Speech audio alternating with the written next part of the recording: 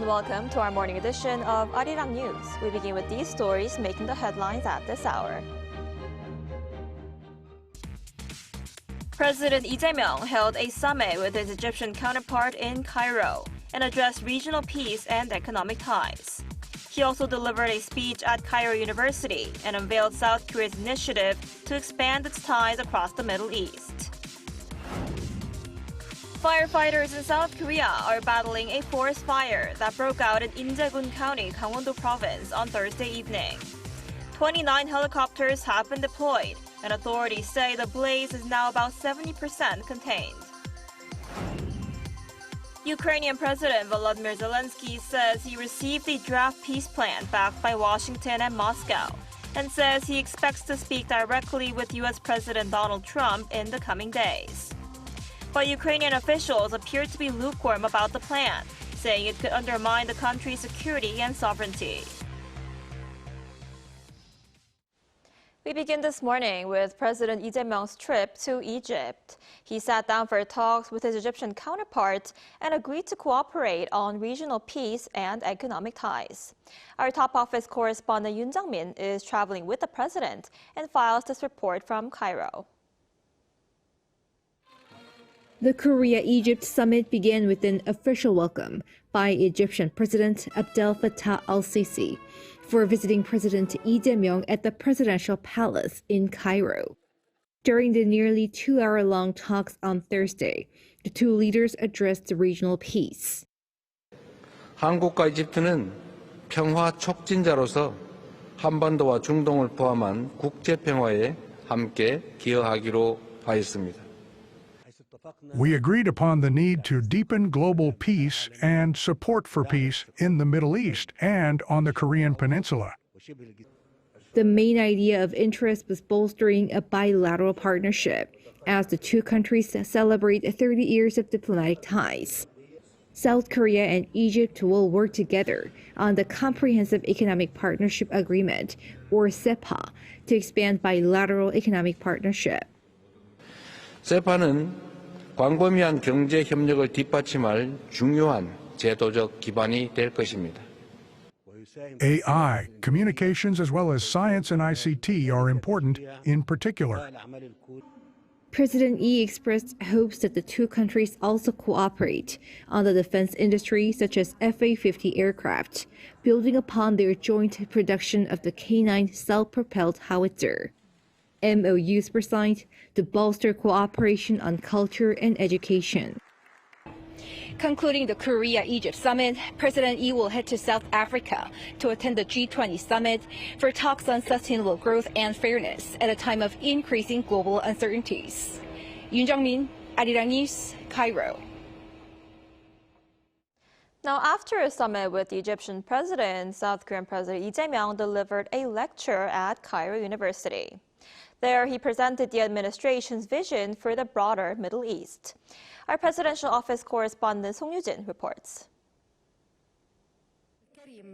Peace, prosperity, and culture. These are the three pillars of President Lee Jae-myung's Middle East strategy, unveiled during his lecture at Cairo University on Thursday, one of the oldest and largest universities in the region. 샤인 이니셔티브를 제안드리고자 합니다. S는 스테빌리티, 안정을, H는 하모니, 조화를, I는 이노베이션, 혁신을, N은 네트워크를, E는 에듀케이션, 교육을 뜻합니다. For stability and harmony, Lee announced that South Korea will contribute $10 million to the Egyptian Red Crescent Society to support humanitarian efforts in Gaza. He praised Egypt's leadership in mediating the Israel-Hamas ceasefire and said South Korea will join President Abdel Fattah el-Sisi's Gaza reconstruction plan. Moving to innovation, Lee promised tailored cooperation designed to support the economic development of each Middle Eastern partner. 에너지, 건설 분야 협력을 공고히 하는 한편 인공지능, 수소 등 미래 혁신 분야로 협력의 지평을 확대하겠다는 약속을 드립니다. He says it's now South Korea's turn to give back, highlighting how the country's rapid development was made possible by economic ties with the Middle East, including oil, natural gas, and large-scale construction partnerships. For network and education, the president emphasized the power of people-to-people exchange. 사람과 사람이 자주 만나는 것만큼 서로의 문화를 함께 배우며 성장하는 일만큼 양국의 우호 관계를 단단하게 만들 동력은 없습니다. For this, Lee vowed to expand university exchange programs, increase scholarships and training opportunities, and create more pathways for Middle Eastern students to study in Korea.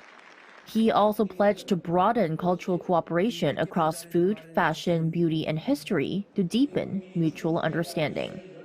President Lee concluded his nearly 20-minute speech by calling on the young audience to play a leading role in making the Shine Initiative truly shine in real life. 송유진, Arirang News. And while in Cairo, President Lee Jae-myung also met with members of the Korean community in Egypt on Thursday. Reflecting on a summit with President Abdel Fattah el-Sisi earlier in the day, President Lee says holding Cairo will significantly expand cooperation across culture, the economy, and defense. He added that the Korean community's role and presence in Egypt will expand as bilateral ties deepen. He also expressed his determination to establish a direct flight route between South Korea and Egypt. This was the first meeting of its kind between a South Korean president and the Korean community in Egypt since 2006. So President Lee Jae-myung is in Egypt for the second stop of his 10-day trip to the Middle East and Africa. For more on this, we're joined today by Dr. Bong Young-sik, visiting professor at Yonsei University. Dr. Bong, thanks for joining us this morning. You're welcome. So President Lee met with the Egyptian president yesterday, and they agreed to cooperate on regional peace and defense ties, right? What are your thoughts on this? This year marks 30 years of diplomatic relations between the two countries, and tapping on this important anniversary, South Korean President Lee Jae-myung wants to promote mutual cooperation in order to have Egypt as a diplomatic and economic hub in the Middle East and Northern African region. His viewpoint is materialized with the proposal which the Egyptian government signed on, which is the Bilateral Comprehensive Economic Partnership Agreement, SEPA in short. So we are going to look forward to the materialization of these initiatives taken during President Lee Jae-myung's visit to Egypt, which is a new mark of his pragmatic diplomacy. Previous administration of South Korea, used to have their own, focuses. For instance, Moon Jae-in government embarked upon the new Southern policy targeting ASEAN countries with a special summit meeting held in Busan. And the President Lee Myung-bak government focused on promoting cooperation with Middle Eastern and African countries to promote mutual economic cooperation focused on cultivation of natural resources. So different administrations have different priorities in terms of targeting regional hubs. And this time, Lee Jae-myung government appears to focus on Egypt as a hub to cover North Africa and the Middle East. I see. And they also talked about defense cooperation. And South Korea, already exported K-9 howitzers to Egypt back in 2022. What makes Korean defense systems so appealing to Egypt and other countries in the Middle East? Well, there's no substitute for reliable quality of the product.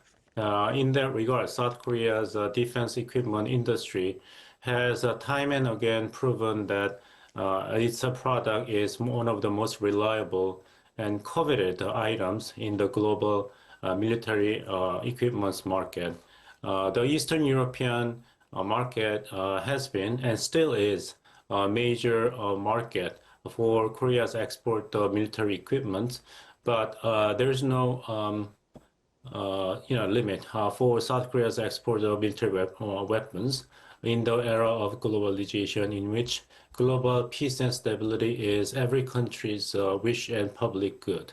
So in that regard, not only Hana Aerospace exported US $1.7 billion worth of the defense equipments to Egypt, so far including the procurement of K9 self-propelled howitzer and the FA-50 aircraft and the Cheongong anti-tank missiles.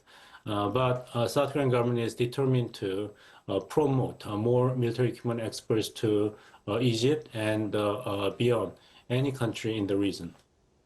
Right, and the president also delivered a speech at Cairo University, and he talked about South Korea's vision for the Middle East, and what he said was stability and harmony will be key principles in pursuing peace on both the Korean Peninsula and in the region. How might this help further advance South Korea's relations with Middle Eastern countries? Well, I pay attention to a part of the message that President Lee Jae-myung delivered to Korean expats during his visit to Egypt, that he was shocked to discover that there is no direct flight from South Korea to Egypt, despite the fact that both countries have so much to offer each other for mutual benefit. So President Lee's visit to Cairo must be the beginning of long-standing commitment by both sides to cultivate human-to-human exchanges and cooperation, as well as we discussed, the military equipment export and import and economic partnership. And it is very notable that President Lee Jae-myung spared his time to deliver a speech at Cairo University, mostly toward the young generation in Egypt, because it is a common practice in the world of diplomacy that foreign dignitaries would address their visions and the message of cooperations to a young crowd when they are making visits to foreign countries. For instance, U.S. President Bill Clinton talked to a university student while he was visiting Beijing, China, when the bilateral partnership was rather strained. And we remember that U.S. President Barack Obama delivered a speech to a university student during his visit to South Korea.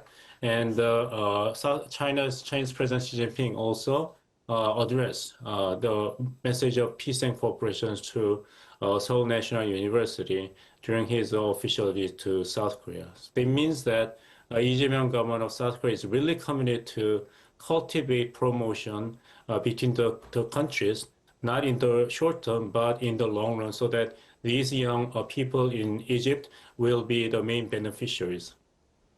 I see. Now that he's wrapped up his trip to Egypt, he will be heading to South Africa, so we'll have to see how that goes. All right, Dr. Pong, I'm afraid that's all the time we have for today. Thank you so much for your insight today. We appreciate it. You're welcome.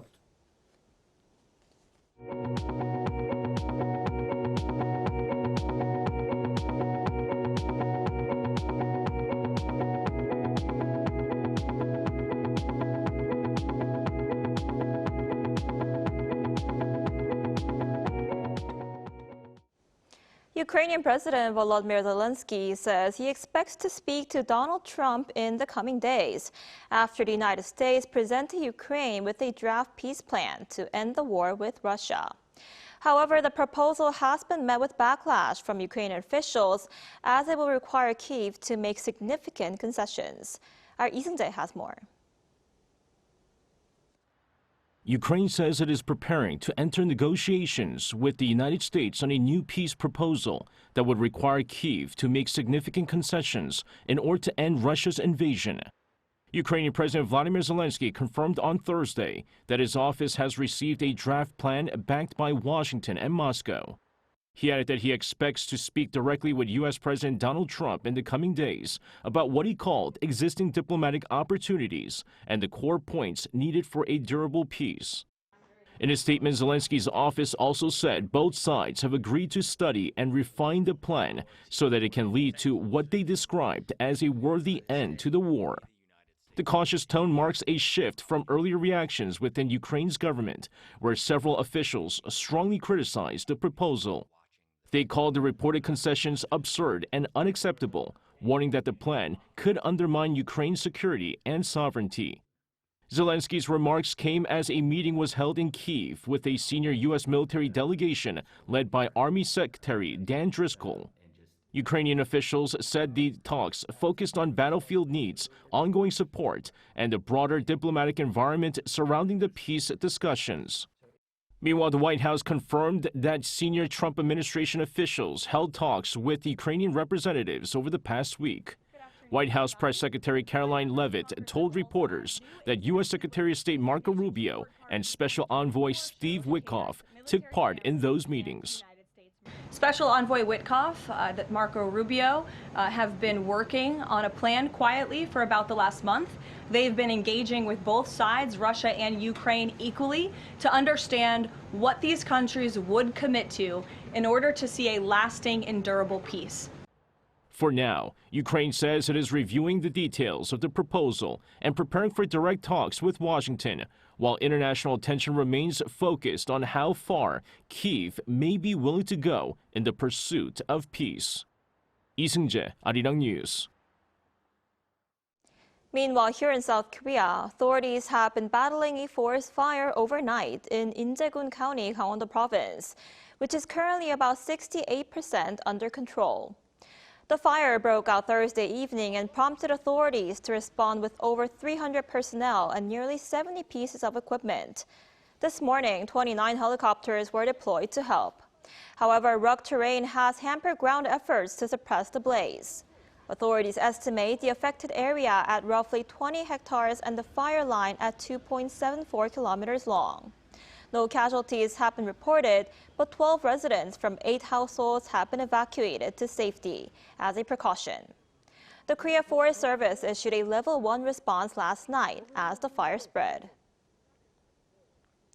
Now on the economic front, South Korea's producer prices rose for the second consecutive month in October, driven by a strong dollar and surging semiconductor prices. According to the Bank of Korea on Friday, the producer price index climbed 0.2% on month to 120.82. While the overall pace of growth slowed compared to September, prices for industrial goods rose 0.5%. This was largely fueled by the tech sector, with DRAM prices jumping over 28% and flash memory spiking more than 41% amid recovering demand. In contrast, prices for agricultural and marine products fell by over 4%.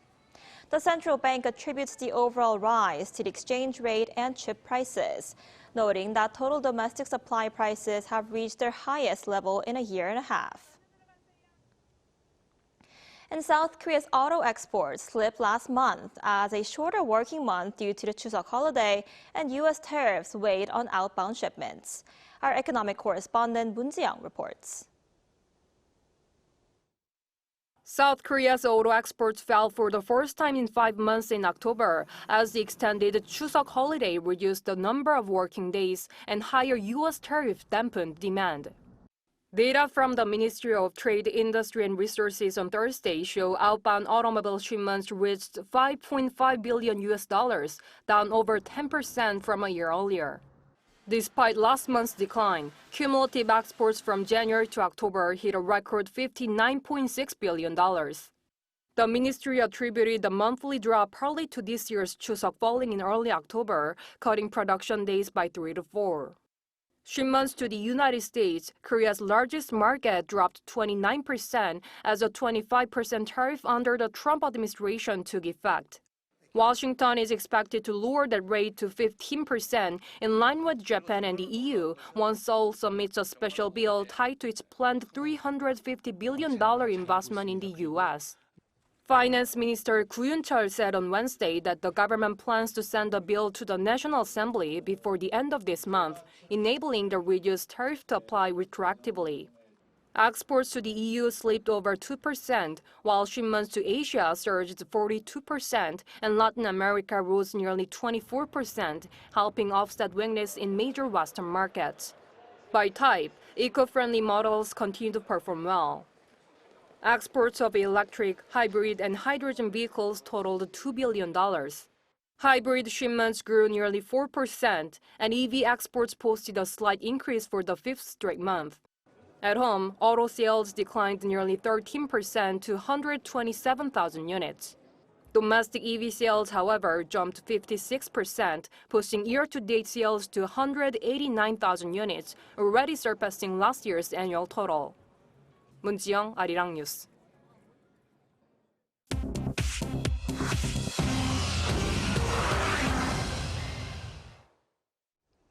Good morning, I'm Chu Ji-hyun, and this is The World Now. In the United States, the White House has firmly rejected claims from South Africa that Washington was reversing its boycott of the upcoming G20 summit in Johannesburg. White House Press Secretary Caroline Leavitt said Thursday that the South African President Cyril Ramaphosa was, quote, running his mouth, insisting the U.S. position had not changed. Washington says it will not participate in any G20 talks and is only sending a U.S. Embassy representative to attend the formal handover ceremony as the United States takes over the rotating presidency for next year's summit. Ramaphosa said South Africa will still push ahead with issuing a joint G20 declaration despite U.S. pressure not to adopt one. He said the summit is moving forward and that South Africa will not be bullied with other leaders supporting his agenda. The leaders of China, Russia, and Argentina will not attend but are sending delegations. In the United States on Wednesday, the Trump administration launched one of its most aggressive immigration operations yet. Over 250 arrests were made in the city of Charlotte, North Carolina. The Department of Homeland Security says those detained include gang members and people convicted of crimes ranging from assault on law enforcement to theft. Local officials have condemned the operation, alleging racial profiling, and have warned residents of aggressive federal tactics. Department of Homeland Security has not said how long the raids will continue, while similar crackdowns in cities like Chicago are ongoing. In Brazil on Thursday, a fire abruptly halted the COP30 climate conference in Belém, forcing a full evacuation of the summit's restricted blue zone. Officials say the blaze was contained within 6 minutes, but 13 people were treated for smoke inhalation. The cause of the fire remains under investigation, though authorities are looking at possible generator failure or short circuit. Negotiations were entering their final hours to reach an agreement on the next steps to address climate change. According to the BBC, the fire likely delayed the closing of that deal. In France on Thursday, the Gangwon Museum in Paris unveiled a new Princess Diana wax figure dressed in her iconic 1994 revenge dress nearly 3 decades after her fatal crash in the city. Museum officials say the life-size figure was commissioned after a visit to London's Madame Tussauds, and the unveiling coincides with the 30th anniversary of Diana's landmark BBC Panorama interview. The tribute draws on Paris's long-standing public connection to the late Princess of Wales.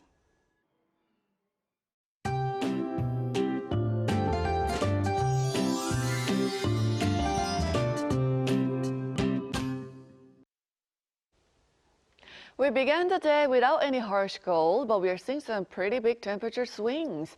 Places like Chuncheon dipped below freezing earlier before jumping nearly 15 degrees Celsius later on, so it's a real roller coaster today.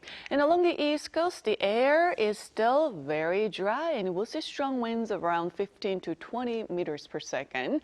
And with winds like that, even a tiny spark can spread quickly, so please keep an eye on anything that could start a fire. This afternoon could be a couple of degrees lower than yesterday, so it gets up to 12 degrees Celsius. Daegu, Gwangju will make it to 13 degrees under mostly to partly sunny skies. The air quality will be good nationwide all day today. Thankfully, the weather will be perfect for enjoying the late autumn this weekend, so the major expressways will be highly congested again. Meanwhile, rain will move into western regions on Monday, followed by a sharp drop in temperatures on Tuesday.